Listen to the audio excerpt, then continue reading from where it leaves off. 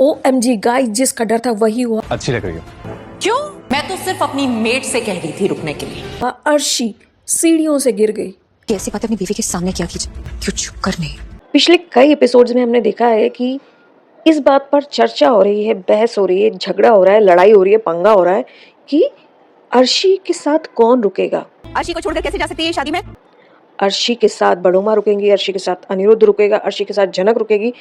ये 3 episode already निकल गए थे। कल एक और एपिसोड था जहां पर कि छोटन की हल्दी हो चुकी है, उसके बाद उसकी बारात जानी है और उस बारात वाले दिन ही बहस हो रही है। रहने के लिए जगह देते हैं इसे, खाने के लिए खाना देते हैं, ये काफी नहीं है? मतलब कि बोस परिवार कभी भी किसी भी समय बहस कर सकता है। अब बंदा दूल्हा बन के खड़ा हुआ है, वहां पर इस बात पे बहस हो रही है कि कौन जाएगा। क्या वो तुझे रोक लेगी या जनक को? बड़मा तैयार नहीं हो रही है। क्यों? क्योंकि उन्हें लग रहा है कि मैं चाहती हूँ कि जनक चली जाए, क्योंकि छोटा ये चाहता है और वो तैयार नहीं है। इधर धामी तो रुकी रही है क्योंकि बेटे की शादी वो नहीं देख सकती हैं।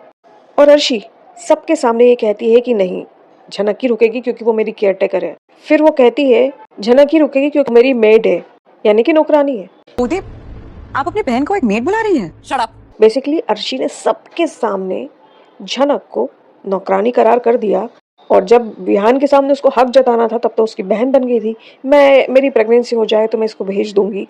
अर्शी चाहती है कि जनक उसके साथ रुके, क्योंकि अगर अनिरुद्ध और जनक दोनों शादी में जाएंगे तो इनका नैन मटक्का होगा जो कि ये बर्दाश्त नहीं कर पाएगी। लेकिन नैन मटक्का तो आमने सामने भी हो जाता है। खैर फाइनली कई सदियों बाद ये डिसाइड होता है कि जनक जाएगी, बड़ो माँ जाएंगी, धामी रुकेगी और अर्शी वहीं रुकेगी। और अर्शी जा सकती है, लेकिन अर्शी को इस बात की नाराजगी है कि छोटन क्योंकि जनक और अनिरुद्ध को मिलाना चाहते हैं और वो जनक उनकी सौतन है तो इसलिए वो नहीं जाएगी। नाराज हो क्या मुझसे? अदरवाइज वो जा सकती है। फिलहाल के लिए जनक अनिरुद्ध शादी में जा रहे हैं, बड़ो माँ शादी में जा रही है और अर्शी विपाशा को बोलती है इन दोनों पर नजर रखना, अगर कुछ हो तो मुझे बताना। जिसका डर था वही हुआ। अर्शी सीढ़ियों से गिर गई।